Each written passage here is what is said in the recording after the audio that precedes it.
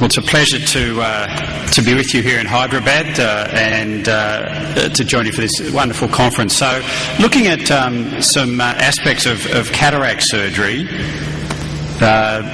the importance of when we start with cataract surgery, the incision is the foundation on what the rest of the procedure is built.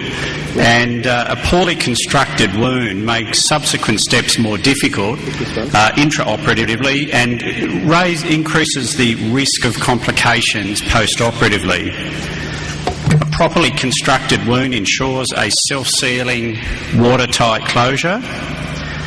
The wound impacts astigmatism, and as we have heard, the uncorrected quality of vision is the key outcome that we're striving for with our surgery. And the key components are the location, the size and the architecture. We're able to put the slides up on the monitor so we can see them.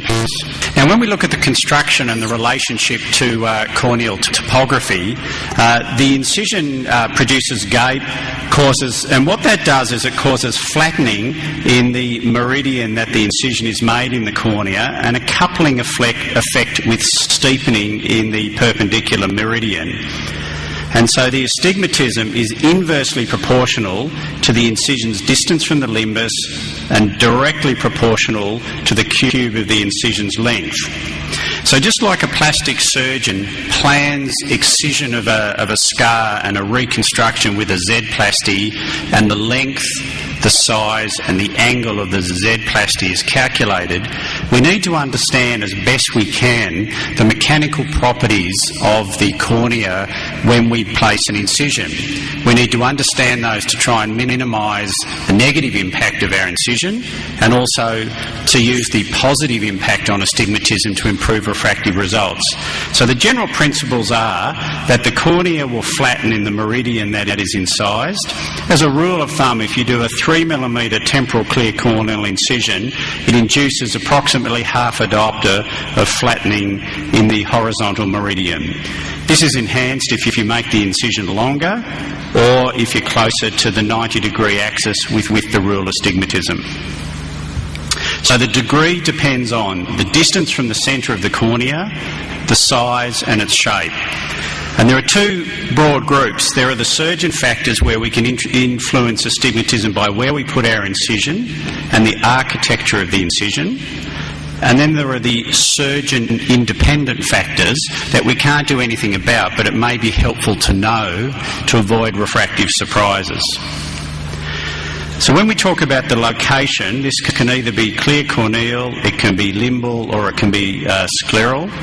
And then the clock hour of 360 degrees around the cornea where that incision is made. So if we look at scleral incisions, the advantages of these is that there's less risk of a wound leak. It facilitates extracap and micro-incisional surgery.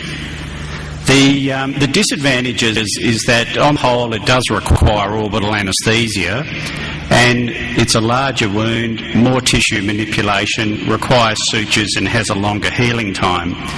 Now, all of these are relative. If without phacoemulsification, particularly in different populations, then an extra cap with a scleral tunnel doing a mix operation might be absolutely the best thing for a patient. So these need to be viewed in terms of what's best. Clearly, with the progression to phacoemulsification, there has been an evolution to temporal clear corneal surgery. The incisions are usually created temporally rather than superiorly, and however some surgeons do prefer to place the incision on the steep meridian. Now, the advantages of a clear corneal incision is that it's technically simpler with fewer instruments required. It does facilitate topical anaesthesia and it suits a temporal approach. The temporal approach, as we heard from the earlier slides on influence on corneal topography, the temporal clear corneal is further from the optical centre and therefore it's easier to approach the anterior chamber. The wound isn't affected by blinking, and when you operate through a temporal incision, the eye remains in a neutral position. But let's discuss for a couple of moments the issue of is a clear corneal incision associated with an increased risk of infection? And if we look at some of the published literature, these are observational, not causal data, but there has been an increase in the reported rate of endophthalmitis.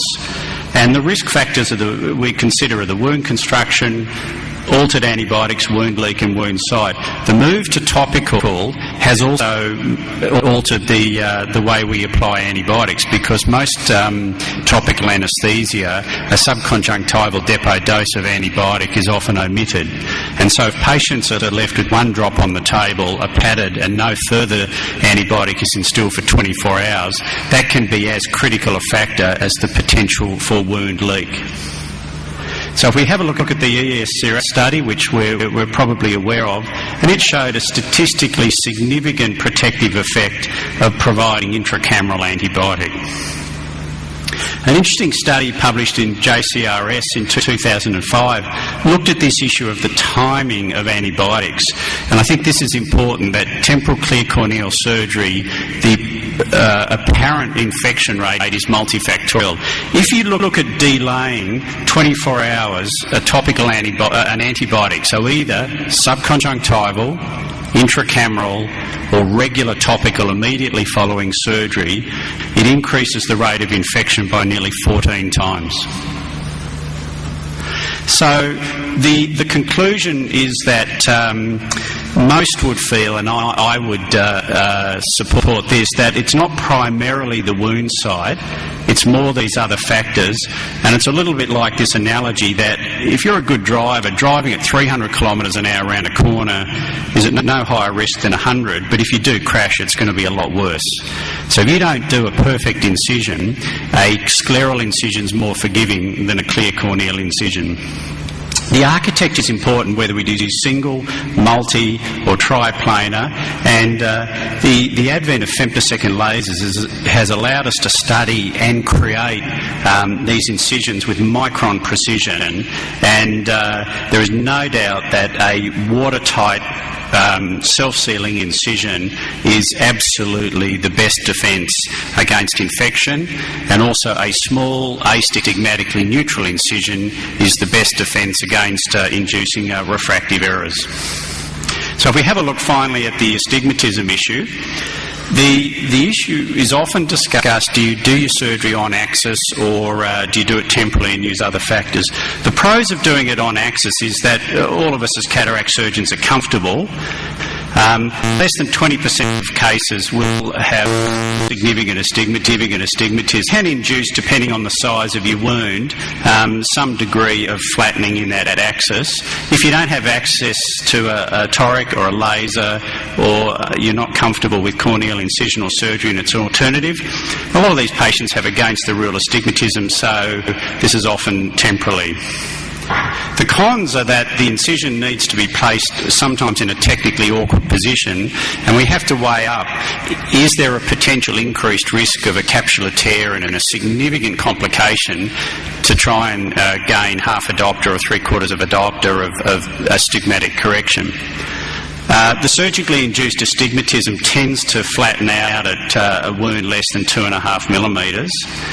If you do a larger wound, for the potential benefit of reducing astigmatism, there's a higher likelihood of leak and it may need suturing, and this astigmatism may change, and a larger wound is harder to sell if your population's moving to wanting small incision.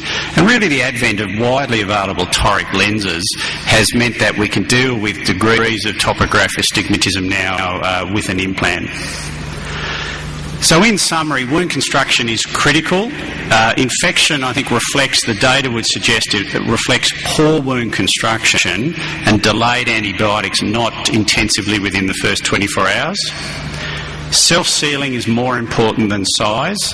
Please focus on a high-quality wound that is large enough to technically do what you do well, rather than trying to squeeze an implant through a smaller wound to be able to report a smaller wound. Tearing of Descemet's and stroma induces more wound edema and leak.